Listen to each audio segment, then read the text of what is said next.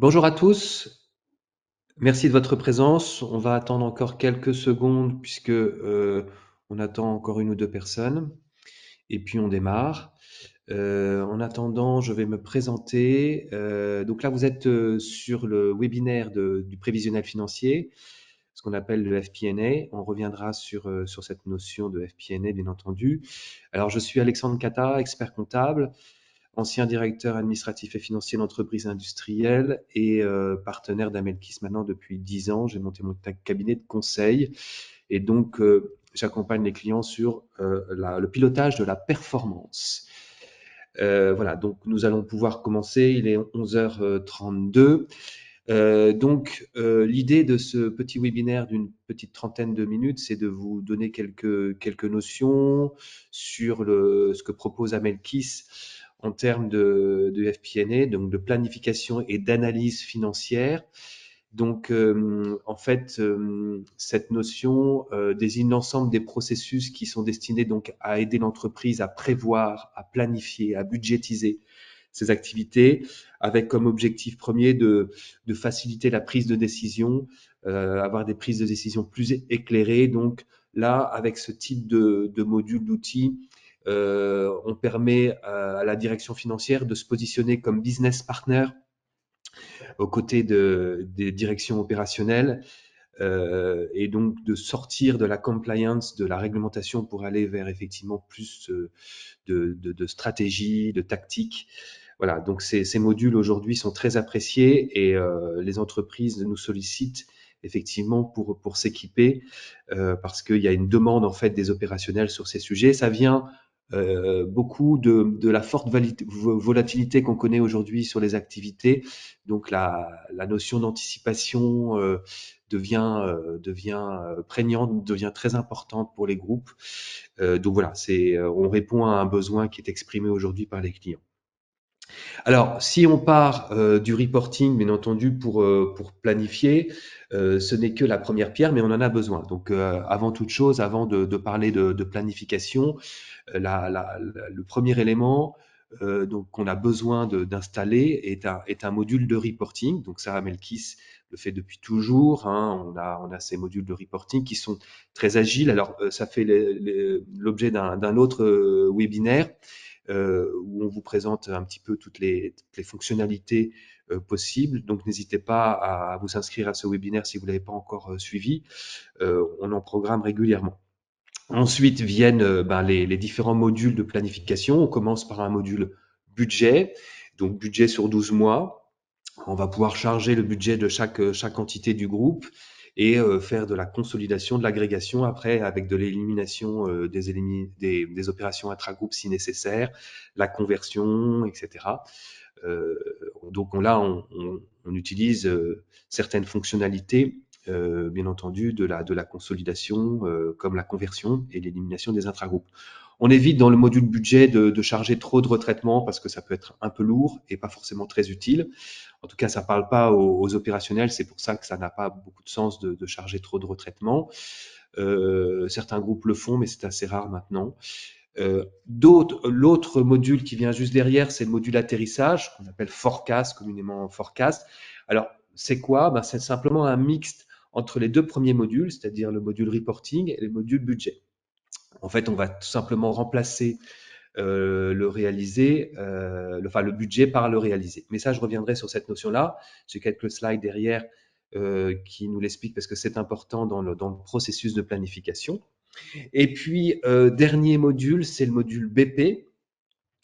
Et là, donc, on va s'occuper de la planification, mais sur la partie bilancielle, donc sur la partie cash, trésorerie et compte de bilan, donc avec la production de bilans prévisionnels, la production de tableaux de flux de trésorerie prévisionnels, de budget de trésorerie, enfin voilà. Donc, je vais vous montrer quelques exemples de restitution, comme ça, vous verrez tout de suite de quoi l'on parle. Déjà sur la gauche, on voit un compte de résultats pluriannuel. Donc là, l'idée, ce qu'on peut dire simplement, c'est que Amelkis PM, si vous connaissez l'outil, est très souple. C'est-à-dire que le format de restitution du PNL, ça peut être un format de restitution, de gestion que vous avez l'habitude d'utiliser pour votre contrôle de gestion. Donc là, ce que je vous montre à l'écran, c'est un format plus statutaire, mais on peut bien entendu partir sur toute autre chose, sachant que on a là aussi la possibilité, bien entendu, sur Amelkis, de travailler avec des plans de compte de gestion, de l'analytique. Donc ça fait aussi l'objet de l'autre séminaire sur le reporting, hein. Mais on peut, voilà, on n'a pas vraiment de limite dans les formats qu'on peut utiliser en restitution et en analyse. Sur la droite, vous avez un tableau de financement pluriannuel. Alors là, on est sur un format statutaire, hein, c'est le format qu'on retrouve dans une consolidation traditionnelle. Il n'empêche qu'il est très puissant en analyse. Ça permet vraiment d'avoir une bonne matière première pour analyser l'équilibre économique du groupe sur les années futures. Donc on peut le sortir par entité, bien entendu, par zone, par activité, en global. Enfin voilà, on a vraiment la possibilité de le produire un petit peu sur toutes les dimensions et ça donne vraiment une puissance d'analyse très forte. Donc c'est un outil qui est un état de restitution qui est très utilisé. Alors là aussi, on peut l'adapter, on peut partir de l'EBITDA plutôt que de partir du résultat net. Enfin voilà, il y a des choses qui sont tout à fait faisables. Il y a beaucoup d'agilité en restitution. Autre exemple, c'est un budget de trésorerie mensuel. Donc là, on travaille différemment, on travaille au mois le mois. Alors pas sur 5 ans parce que ça serait pas très utile, mais sur les 2 premières années, on a effectivement la possibilité de produire un budget mensualisé. Lorsque les groupes ont une forte saisonnalité ou lorsqu'une entité ou plusieurs entités du groupe ont des fortes saisonnalités, voilà, c'est utile d'avoir ce type de document. Ça permet d'anticiper un goulot d'étranglement, et ne pas parce que la vision TFT annuelle, bah, c'est une vision à la clôture qui ne fait pas forcément ressortir des difficultés de trésorerie en cours d'année. Voilà, et puis sur la droite, c'est simplement pour vous montrer que, bien entendu, on peut embarquer dans la planification un suivi des covenants, ce qui est utile, hein, bien entendu, pour bien maîtriser l'évolution de ces convenants dans le temps. Voilà, donc ça, c'est facile à restituer, et donc il ne faut pas s'en priver si on a effectivement des obligations de ce type. Voilà pour les quelques exemples de restitution. Je pense que c'est utile de voir un petit peu, ça permet de rendre plus intelligible cette notion d'FP&A. Alors, quelles conditions pour construire les prévisionnels? Déjà, bon, vous l'avez compris, je l'ai déjà dit, il y a une nécessité, c'est d'anticiper aujourd'hui au mieux la performance pour aider les directions opérationnelles à prendre leurs décisions de façon éclairée. Ça, il y a une nécessité. Cette nécessité, elle engendre une exigence, c'est donc de planifier et de procéder à des mises à jour régulières des prévisionnels financiers, tout simplement pour avoir des prévisionnels de qualité, qui en fait se basent sur une réalité vécue par les équipes opérationnelles. Il n'y a rien de pire en fait, je pense que vous le savez tous, j'enfonce des portes ouvertes, mais il n'y a rien de pire en fait que de communiquer avec les opérationnels sur un budget qui est complètement à côté de ce que vivent les opérationnels. Parce qu'en fait, ils s'y désintéressent tout de suite. Donc on a une exigence, hein, c'est cette mise à jour régulière de notre planification pour la faire coller à la réalité. Et donc cette exigence de mise à jour régulière, eh bien, elle nécessite de mettre en place des processus de mise à jour simples et rapides, parce que sinon on ne le fait pas, tout simplement, on n'a pas le temps. Donc derrière, ça veut dire quoi? Ça veut dire que Amelkis a mis en place un certain nombre de processus automatiques sur un certain nombre de sujets. J'évoquerai ça tout à l'heure.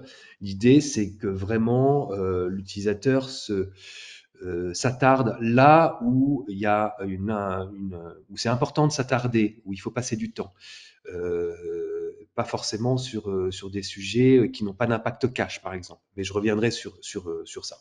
Voilà, donc c'est important de rappeler ces exigences avant de commencer. Alors, Première étape de notre planification, on part déjà d'un reporting, ça, d'un réel, ça je l'ai dit, mais il nous faut donc un budget. Un budget mensualisé, hein, puisqu'on va travailler, comme je l'ai dit, sur les 2 premières années en tout cas, sur des chiffres mensuels. Donc on mensualise le budget. Alors, l'idéal, c'est effectivement de le faire dans un Melkis EPM, d'ouvrir un module budget. Il n'empêche que si vous avez vos budgets sur Excel, on peut tout à fait les importer dans un module business plan sans passer par un module budget. Voilà. Mais c'est vrai que c'est quand même très utile et très confortable de pouvoir travailler avec un Melkis, son budget avec un Melkis. Alors, budget mensualisé, ok, mais c'est pas suffisant. On a besoin d'avoir un budget révisé. Et là, c'est donc le forecast, le module forecast qui va nous permettre de réviser ce budget. Donc, on va au-delà du budget initial. En faisant quoi? En mixant tout simplement le réel et le budget. Alors, vous avez vu sur l'exemple, on voit donc le réel sur les mois échus, tout simplement. Et puis, on a le budget sur les mois non échus, le dernier trimestre de l'année. Alors, le module forecast permet de réviser ce budget, c'est-à-dire que c'est pas le budget initial qui est là, on peut tout à fait repasser sur chacun des postes et modifier par exemple le niveau de chiffre d'affaires du dernier trimestre en fonction de ce qu'on a enregistré, je dirais, sur les mois déjà échus. Et ça, c'est très important, c'est-à-dire qu'on sort complètement du budget initial, déjà parce on embarque le réel et aussi parce qu'on révise le budget initial. Voilà. Alors, comment fait-on pour ça? Bien entendu, on va regarder effectivement la tendance du réalisé, mais ça, c'est un travail de contrôleur. Donc, les contrôleurs ont tout à fait l'habitude de travailler sur ce type de choses, bien entendu, et donc c'est vraiment leur job. Et finalement, avec Amelkis EPM, ils restent dans un environnement très Excel. Hein, pour ceux qui connaissent l'outil, en fait, en entrée c'est Excel, donc en collecte c'est Excel et en sortie c'est Excel. Donc le contrôleur est tout à fait confortable, je dirais, dans cet environnement. Alors une fois qu'on a notre budget révisé en année 1, on va pouvoir projeter. Alors là, on est toujours sur la partie compte de résultats, compte de charges et de produits. Et donc, on va projeter notre année 2 parce que très vite, en fait, en cours d'année, on a besoin d'avancer déjà sur l'année 2. Le processus budgétaire arrive généralement assez tardivement.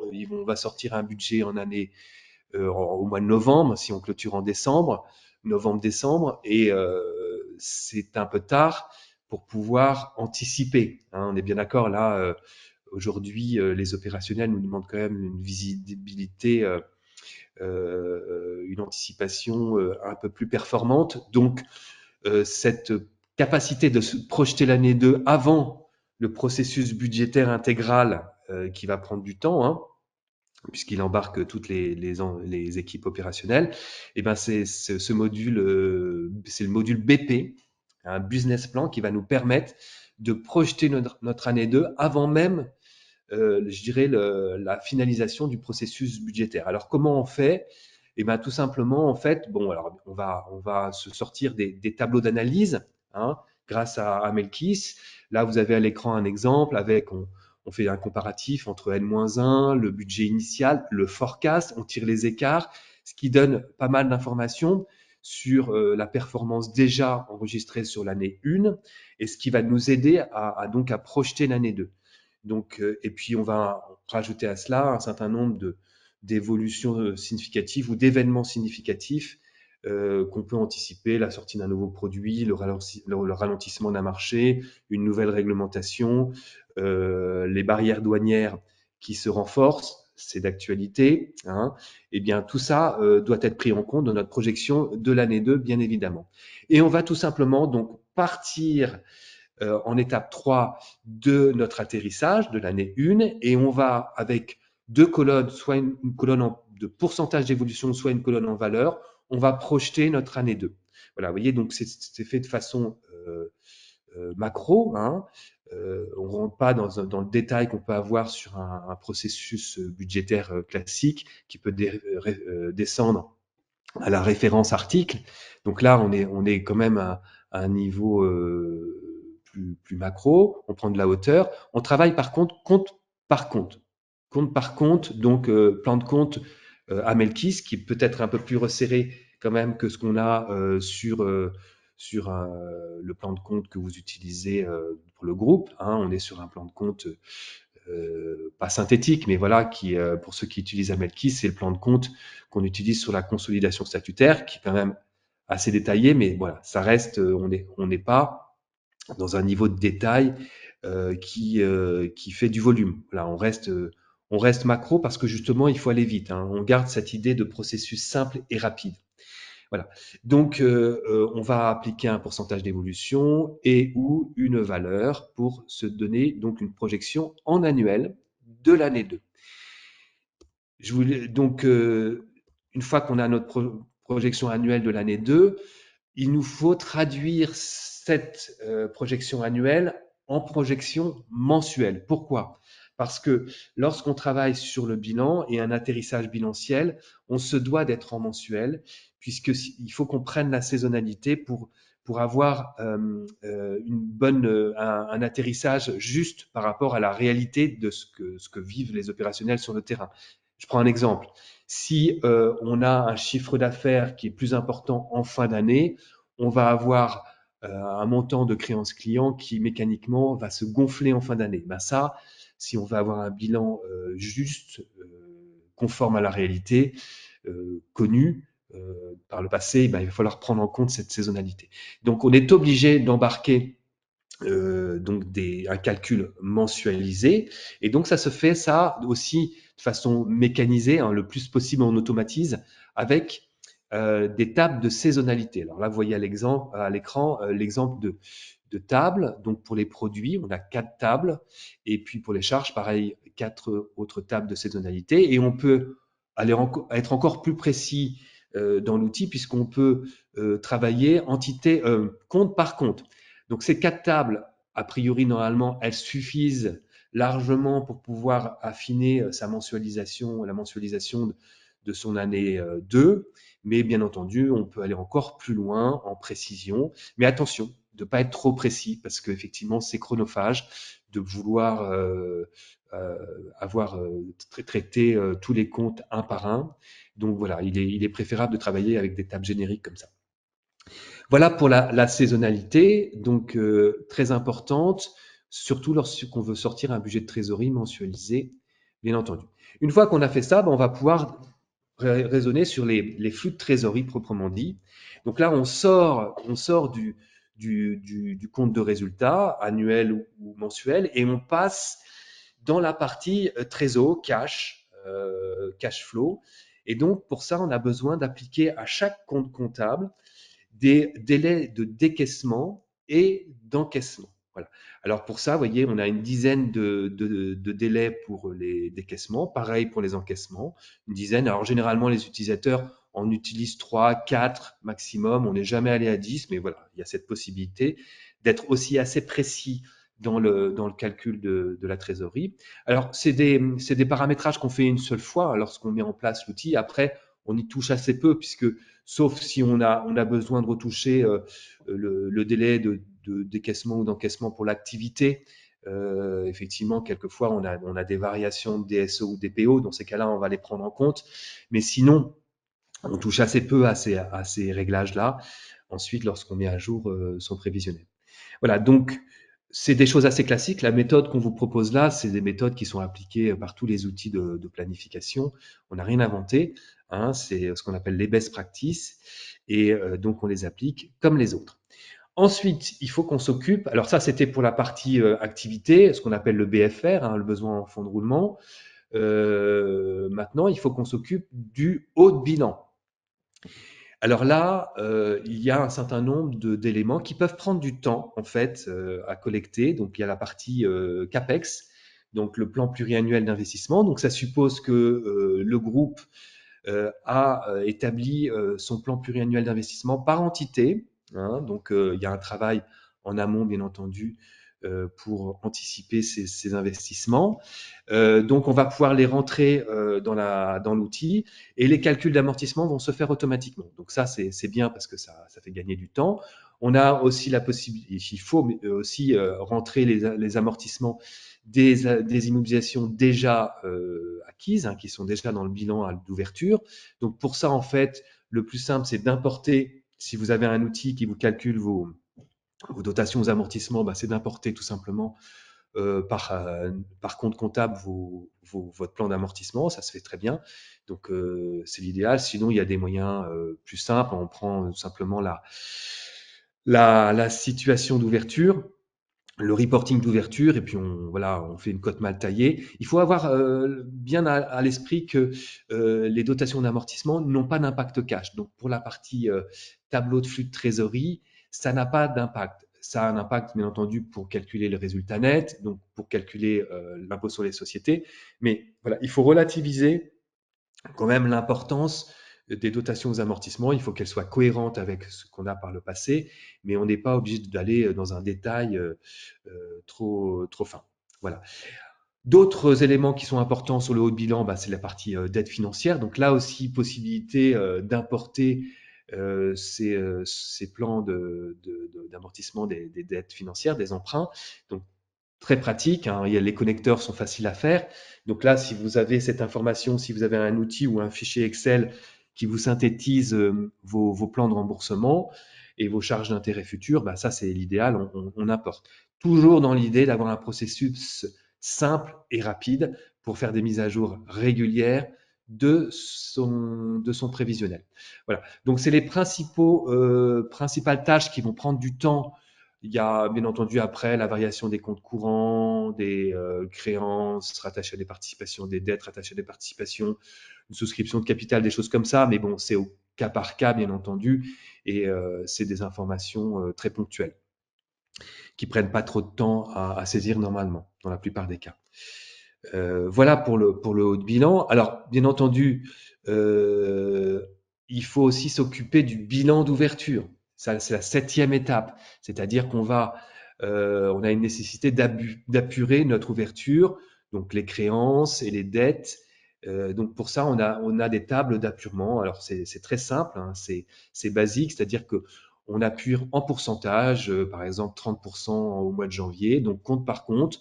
On a une dizaine de comptes de bas de bilan. Là, on est vraiment sur le BFR. On va s'occuper du bas de bilan et on va apurer ce qu'on a à l'ouverture, sachant qu'on appure rarement complètement ce qui arrive en ouverture. Pourquoi? Parce qu'il y a toujours des FNP, des FAE, factures à émettre, à recevoir.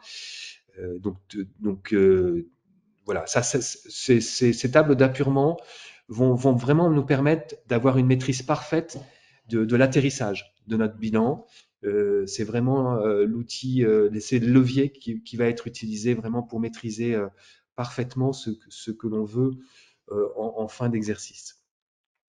Voilà pour l'étape d'appurement, donc c'est très simple, très basique là-dessus, il n'y a pas de difficulté particulière.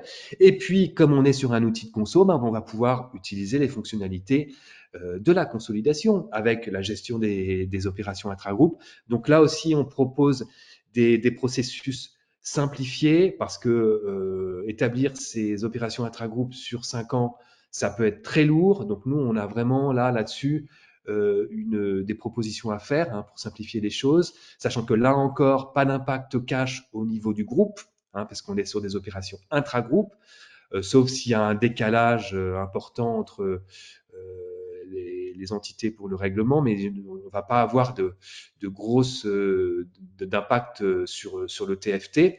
Ça sera sur le bilan essentiellement. Donc là-dessus, voilà, on automatise au maximum pour que ça soit facile à faire. On peut aussi bien entendu intégrer toute la gestion des conversions, des devises. Donc là, on peut avoir des taux de conversion différents entre l'année budget, l'année 2, l'année 3, l'année 4, l'année 5. Donc ça, on peut être extrêmement précis s'il y a des entreprises et des groupes qui ont des vrais sujets de conversion. On peut prendre en compte effectivement des retraitements de consolidation qui ont un impact fort sur votre situation nette et notamment s'il y a des covenants, ça peut être utile d'avoir, je dirais, une réserve conso qui corresponde à ce qu'on a en consolidation, enfin qui soit cohérente avec ce qu'il y a en consolidation statutaire. Parce que si les covenants sont basés sur la conso statutaire, voilà, il faut rester en connexion avec cette consolidation. Donc on va pouvoir le faire grâce au retraitement qu'on va pouvoir embarquer, les retraitements de la dernière consolidation. Et puis, on bénéficie de toute la puissance d'analyse et de restitution de cet outil, puisque effectivement, vous pouvez restituer par entité, en global, sur certaines entités que vous aurez choisies. Vous pouvez faire des analyses par audit, audit de retraitement. Vous pouvez, voilà, vous avez toute la puissance de feu de la restitution et de l'analyse que vous connaissez. Donc ça, c'est quand même très confortable et très pratique. Vous avez ce mode collaboratif, bien entendu. Donc l'idée de ce type de processus, c'est pas de travailler tout seul, c'est d'avoir des regards croisés. Donc il est très très important de pouvoir travailler au moins à deux sur ce type d'outils. C'est important. Donc le mode collaboratif là-dessus est natif. Si vous connaissez l'outil, vous savez de quoi je parle. Et puis l'avantage de travailler sur un outil tel qu'Ameskips EPM pour sa planification, c'est que la transmission de compétences est beaucoup plus facile. On n'est pas sur un fichier Excel avec 10, 20 onglets et des formules dans tous les sens. On est voilà sur un outil qui est structuré, standard, et donc la transmission de compétences est beaucoup plus facile. Voilà les principaux avantages, mais il y en a d'autres, je vais revenir un petit peu là-dessus. Donc, les différentes configurations qu'on peut avoir, soit on part sur des comptes statutaires, c'est-à-dire la dernière consolidation, et puis on embarque le budget, et puis bien entendu on travaille sur le haut de bilan, voilà, on fait ses projections de BFR, voilà, sa variation de haut de bilan, et puis on va sortir ces états classiques, TFT, PNL, bilan, etc. Là on est plus dans un processus classique de levée de fonds, donc ça c'est un besoin assez classique. Ça c'est la première configuration. Donc de base, retenez consolidation statutaire, plus budget, plus variation de haut de bilan, et je sors mes états sur 5 ans, ce que je vous ai montré tout à l'heure. Donc très utile pour les partenaires financiers lorsqu'on a une levée de fonds. Et puis on a un processus, je dirais lui qui est plus récurrent, c'est donc de travailler avec le forecast. C'est ce que je vous disais tout à l'heure. Donc là, on va avoir aussi du haut de bilan, mais le forecast va venir finalement mettre à jour. Et donc là, on va sortir peut-être plus des éléments de trésorerie avec le TFT, avec le budget de trésorerie, qui va nous donner des indications plus fines. Et donc là, on est sur un travail de mise à jour régulière. Et je dirais que le travail le plus important, à 80%, ça va être ce calcul du forecast, enfin ce travail de mise à jour du forecast, parce qu'après, on va retoucher à la marge ces CAPEX, peut-être un petit peu, différents petits réglages, peut-être par-ci, par-là, mais je dirais le plus gros du travail, ça sera sur la partie du PNL, bien entendu. Enfin, c'est là que ça va se jouer. Et donc, ça, c'est un processus qui doit être décentralisé au maximum sur les contrôleurs des différentes BU, des différentes entités, pour que ça soit efficace. Voilà un petit peu comment les différentes configurations qu'on a. Et puis, on va intégrer avec cet outil, c'est l'avantage aussi de cette agilité, c'est qu'on va pouvoir intégrer des spécificités, notamment sur les stocks. On a souvent des cas particuliers à traiter sur les stocks, donc la feuille de calcul des stocks, elle va s'adapter vraiment à l'environnement du client. On peut avoir des cas particuliers avec le factor. Voilà, on intègre assez facilement des éléments spécifiques et aussi des indicateurs extra-financiers si le groupe veut pouvoir, je dirais, justifier ses prévisions avec un certain nombre d'indicateurs extra-financiers. Embarquer dans l'outil, c'est tout à fait possible. C'est des choses qui se font. Pour finir, quelques rappels. Voilà, on a Amelkis EPM propose vraiment les prérequis essentiels hein, pour un outil de planification, c'est-à-dire travailler en full web pour cette idée, pour je dirais cette dimension collaborative. On a un starter kit, c'est-à-dire qu'on part sur un module BP standard hein, qui va quand même qui permet d'aller vite, de mettre en place ces modules de planification très rapidement. On a des certificats numériques d'authentification, SSO, hein, bien entendu, donc qui sont tout à fait, enfin, si vous allez les exiger, vous les aurez. Vous avez donc une vision EPM, ça veut dire quoi? Ça veut dire que vous centralisez tous vos processus de consolidation, de budget, de planification sur plusieurs années, de CSRD aussi maintenant. Voilà, vous pouvez tout avoir dans un même outil. L'outil, pour ceux qui le connaissent, vous savez qu'il est simple, ergonomique, facile à prendre en main. Il peut être connecté avec vos outils, bien entendu. Alors déjà par les moteurs d'import, mais maintenant on développe des API. On fait des évolutions assez facilement. Je vous le disais, notamment si vous avez des spécificités sur votre planification, sur les stocks par exemple, c'est facile. C'est pas du code, on n'est pas sur du développement, hein, on est sur du paramétrage. Donc l'évolution est facile à faire. Et puis, comme je vous l'ai dit à plusieurs reprises pendant ce webinaire, on a automatisé un certain nombre de tâches hein, pour faire gagner du temps. Hein, l'idée, c'est d'aller à l'essentiel, là où la performance se trouve, donc essentiellement dans la révision du forecast. Hein, c'est là que vous devez vous attarder, bien entendu. Voilà, j'en ai terminé. J'espère que ce petit webinaire vous a plu, vous a intéressé. Merci de votre attention. Si vous avez des questions, si vous voulez parler de vos spécificités, n'hésitez pas donc à joindre Amelkis Solutions et donc on sera heureux d'échanger avec vous sur vos particularités. D'ici là, je vous souhaite un bon après-midi et à bientôt. Au revoir.